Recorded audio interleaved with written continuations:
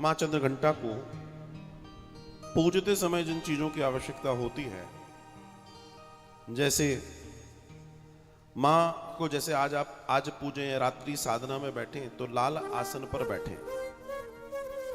मां को लाल रंग बड़ा प्रिय है। ओम देवी चंद्रघंटाई नमः करके आप उनका पूजन कर सकते हैं। मां चंद्रघंटा को सिंदूर, अक्षत, गंध, धूप, पुष्प अर्पित करें। मां को जिन चीजों का भोग लगता है वो दूध से बनी हुई मिठाइयां होती हैं, जिन्हें दूध से बनाया जाता है। उस पवित्र भोग से मां प्रसन्न होती हैं और अनंत कृपा बरसाती है। किसी भी तरह के दुख को नाश करने वाली मां चंद्रघंटा है। किसी भी तरह के दुख को, तो उनकी परम कृपा आपके ऊपर बने, आपके कल्याण, आपके अनंत कल्याण की कामना उनके चरणों में। मूल रूप से ऐश्वर्य और समृद्धि के साथ सुखी दांपत्य जीवन की प्राप्ति कराने वाली हैं चंद्रघंटा। सुखमय दांपत्य जीवन, ऐश्वर्य और समृद्धि की जिसको कामना है, या जिसके विवाह में समस्याएं आ रही हैं, विवाह होने में जिसकी समस्या है, उनके लिए मां चंद्रघंटा कृपामयी है। तो आप उनका पूजन, उनका यजन करके अपने आप को कृपा के साथ जोड़ सकते हैं, उनकी अनुकंपा के साथ जोड़ सकते हैं और अपने ऐश्वर्य को प्राप्त कर सकते हैं। ये समय बड़ा कीमती, बड़ा दिव्य है, जिसे हम अपने आप इस आनंदमयी दर्शन के साथ जोड़कर आगे बढ़ सकते हैं। जब आप रात्रि साधना करें, जो लोग भी साधक हैं, साधना कर रहे हैं, उनसे भी मेरा निवेदन है कि रात्रि में अगर वे साधना में बैठ रहे हैं तो लाल आसन पर लाल वस्त्र धारण करके, और मां को जो पुष्प चढ़ाना है, पुष्प आपको भेंट करना है, वो भी लाल है। जब आप साधना करें, जरूरी नहीं है कि आपके पास तस्वीर हो। असल में मां का वास्तविक स्वरूप है ज्योति। तस्वीर आदि इत्यादि तो हमारे दर्शन के लिए है, लेकिन जो वास्तविक मां का दर्शन है वो ज्योति है। और जिसने ज्योत में मां को देख लिया, उसके बाद कुछ देखने की जरूरत नहीं पड़ती। इसलिए हमारे यहां ज्योति का ध्यान करने की चर्चा है। तो रात्रि में अगर आप साधना में हैं, अगर आपके यहां अखंड ज्योत जल रही है तो ठीक है, वरना आप एक ज्योत जला लें और उस ज्योत में बड़े प्रेम से पद्मासन पे बैठकर स्नान आदि कर लिए हों, सुंदर वस्त्र पहने और बड़े आनंद के साथ साधना करें, ज्योति का दर्शन करें।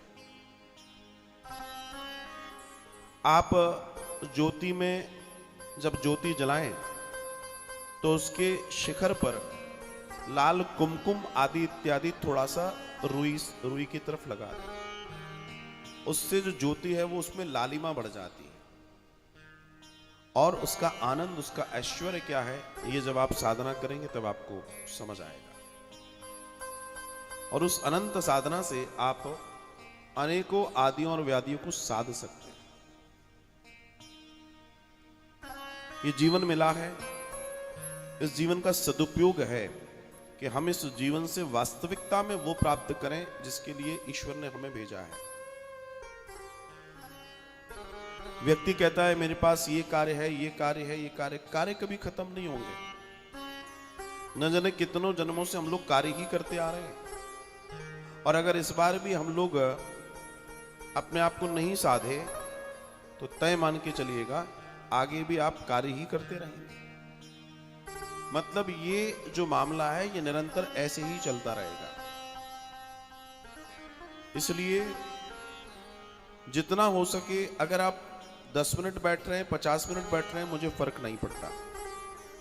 मेरा निवेदन है, आप 5 मिनट भी साधना में बैठ रहे हैं तो मनसा वाचा कर्मणा से सिर्फ साधना कीजिएगा। आपके योग, आपके मनोयोग से ही पूजा लगने वाली है, सामग्री से नहीं लगने वाली। सामग्री एक अलग दर्शन है, लेकिन आपके अंदर के हृदय के अंदर अंतःकरण में बैठी वो महाशक्ति को अगर आपने जान लिया तो फिर बात ही अलग है। आपने एक चीज अपने जीवन में नोटिस की होगी, सामान्य जितने मंदिरों में आप जाते हैं वो धरातल पर हैं,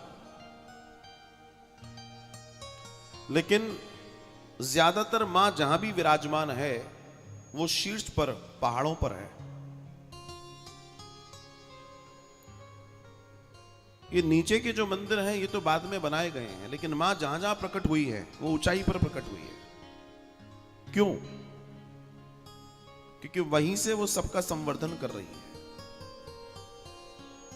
और इसे जानना, इसको समझना बहुत जरूरी है।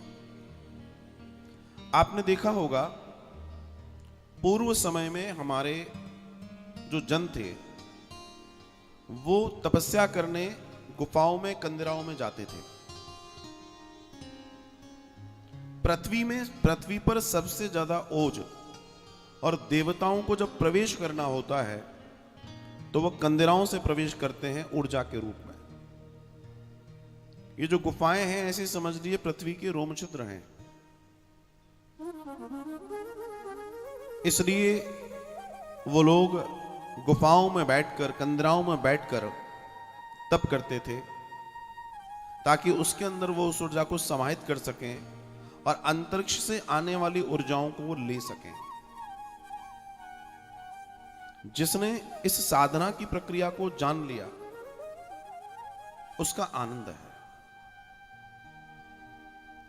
लेकिन आज लोग पूजा करना, कुछ लोग पूजा भी नहीं करते, लेकिन जो लोग पूजा कर रहे हैं वो पूजा को ही बहुत बड़ा दर्शन मानते हैं। पूजा दर्शन है, लेकिन साधना उससे कई गुना बड़ा दर्शन है। और मैंने बार बार एक बात को कहा है कि ये नवरात्र साधने के लिए है, नवरात्र रात्रि की उपयोगिता के लिए है, ये रात्रि जागरण के लिए है, रात्रि जाप के लिए, साधन के लिए, साधना के लिए, योग के लिए, आदि इत्यादि के लिए ये रात्रियां हैं। इन रात्रियों में जो सो गया उसने सब खो दिया। अब मैं ये नहीं कहता कि आपसे कि आप पूरी रात जगें, क्योंकि आप नहीं जग पाएंगे, लेकिन रात्रि 11 बजे के बाद कुछ नहीं तो 10 मिनट, 20 मिनट की, 30 मिनट की साधना जरूर कीजिए। उस समय बिल्कुल शांत होकर स्नान आदि करके साधना कीजिए। आपका जो बॉडीगार्ड है मोबाइल, उसको बिल्कुल बंद कर दीजिए, क्योंकि वरना बार बार वो कहेगा कोई आया है, कोई आया है, कोई आया है, आपकी साधना टूटेगी। और फिर आप देखिए, आप जब प्रवेश करेंगे तो आनंद होगा।